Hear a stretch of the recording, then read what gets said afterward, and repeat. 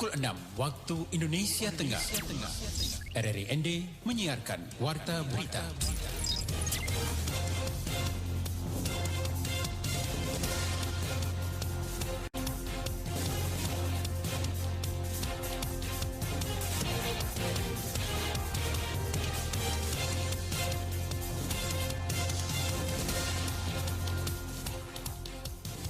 Selamat pagi saudara, Anda mendengarkan Warta Berita Produksi RRI ND pagi ini. Sehari berita, jajaran Kepolisian Republik Indonesia Resort Kupang Kota berhasil mengamankan 5 orang terduga pelaku percobaan pembunuhan terhadap wartawan Fabianus Latuan di Kupang, Nusa Tenggara Timur di Samarinda.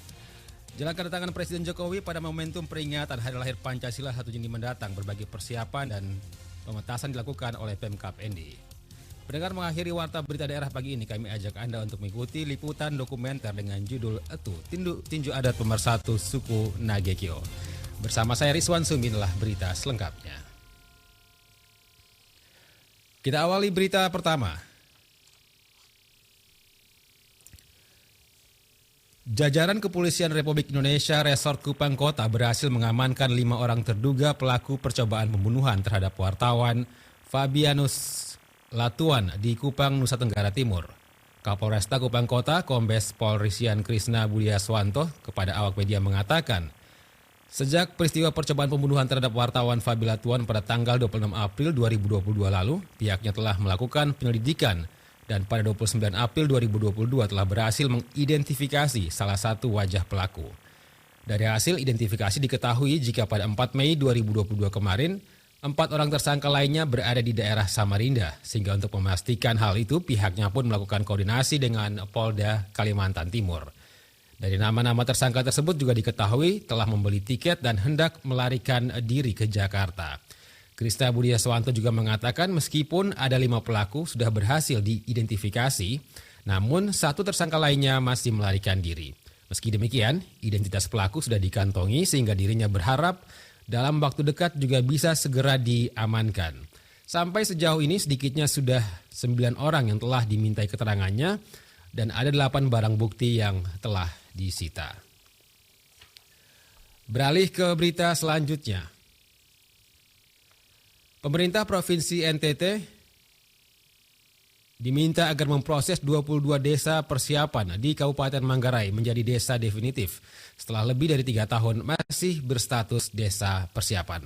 Laporan Veranda Garus. Berdasarkan Undang-Undang Nomor 6 Tahun 2014 tentang Desa Pasal 8 Ayat 7 menyebutkan, desa persiapan dapat ditingkatkan statusnya menjadi desa definitif dalam jangka waktu 1 sampai 3 tahun. Artinya 22 desa tersebut sudah seharusnya menjadi desa definitif sehingga bisa mendapatkan dana desa sebesar 1 miliar hingga 2 miliar rupiah serta APBD sebesar 300 juta hingga 500 juta rupiah per desa. Demikian yang disampaikan anggota Dewan Perwakilan Daerah Republik Indonesia asal Provinsi Nusa Tenggara Timur, Abraham Paulianto kepada RRI Realitas ND pagi Jumat kemarin. Dia menjelaskan bahwa pemekaran desa sangat penting untuk mempercepat pembangunan di desa apalagi di wilayah 3T. Kalau 22 desa di satu kabupaten saja itu kan sudah 22 miliar sampai 30 miliar. Ini sangat menolong, sangat membantu. Bahkan di Manggarai ini baru satu kasus yang di Manggarai ya, yang saya dalam masa reses ini menyerap aspirasi. Itu semestinya ada dari 52 desa yang sudah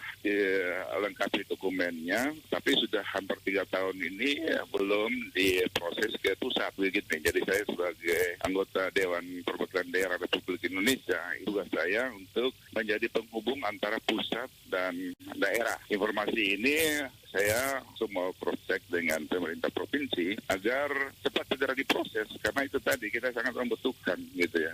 Abraham menambahkan pemerintah pusat telah memberikan peluang sehingga pemerintah provinsi diharapkan proaktif untuk menyikapi persoalan tersebut dan tidak menunda penyusulan 22 desa tersebut menjadi desa definitif jika memang persyaratannya sudah lengkap. Pemprov NTT juga harus segera meneruskan semua berkas desa persiapan ke pemerintah pusat agar bisa diverifikasi oleh pemerintah pusat. Ya, terima kasih Pro 1 RRI sudah bisa aktif juga. Semoga mungkin didengar oleh teman-teman bupati yang lain juga. Karena ini baru Manggarai aja udah 52 desa. Saya berharap mungkin semua kita bisa memekarkan, kita kan juga punya cita-cita mimpi untuk memekarkan beberapa kabupaten, bahkan provinsi gitu ya. Tapi harus dimulai dari desa ini. Dan desa ini sudah jelas ada dananya, kan begitu. Dirinya mengaku akan siap memperjuangkan di tingkat pusat untuk merealisasikan 20 desa persiapan itu menjadi desa definitif, serta memanggil Menteri Desa dan Menteri Dalam Negeri yang merupakan mitra kerja agar memproses usulan dari NTT terkait pemekaran desa-desa di NTT. RRI ND Veranda Garus melaporkan. Pemerintah Kabupaten Ende mulai membenahi dan menata secara baik lapangan Pancasila yang menjadi lokasi puncak peringatan Hari Lahir Pancasila 1 Juni 2022 mendatang yang akan dihadiri oleh Presiden Republik Indonesia Insinyur Joko Widodo. Laporan Suimam.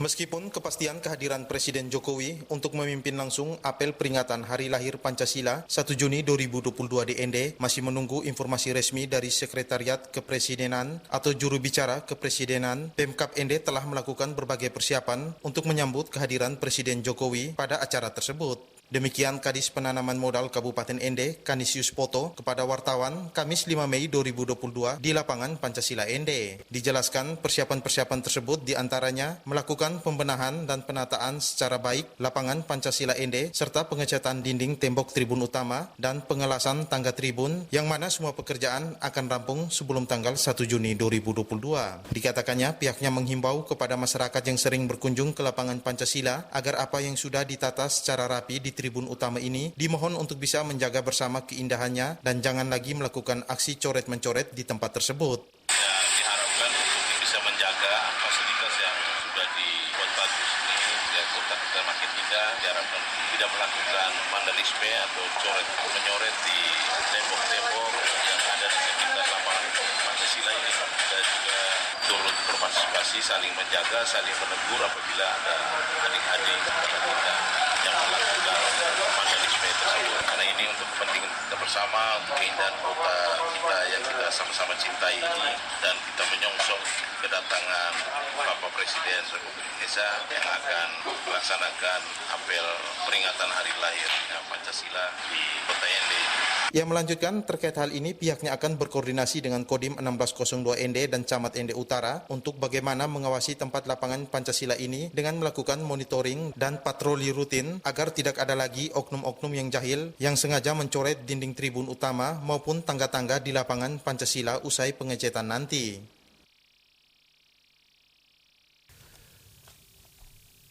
Kita ke berita selanjutnya. Pendengar, juru bicara Kementerian Kesehatan Siti Nadia Tarmizi meminta agar masyarakat Indonesia mewaspadai penyakit hepatitis akut jenis baru dengan menerapkan personal higien sanitasi dan perilaku hidup sehat untuk mencegah potensi penyebarannya. Selengkapnya Feriso melaporkan.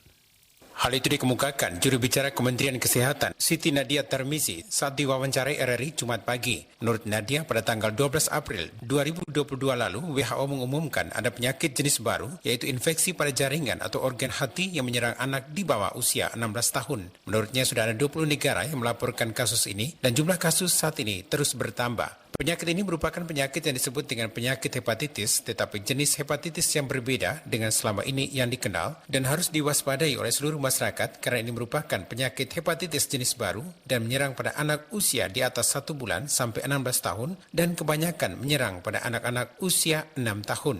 Jadi mengapa ini menjadi kewaspadaan kita ya? Adalah karena satu, ini merupakan suatu penyakit hepatitis ya yang jenisnya baru dan menyerang pada anak usia di atas 1 bulan sampai 16 tahun, dan kebanyakan itu adalah anak-anak pada usia 6 tahun. Kurang lebih 10% anak-anak yang terserang hepatitis akut berat ini membutuhkan perawatan transplantasi. Ada satu kematian transplantasi atau cangkok hati ya untuk kesembuhannya.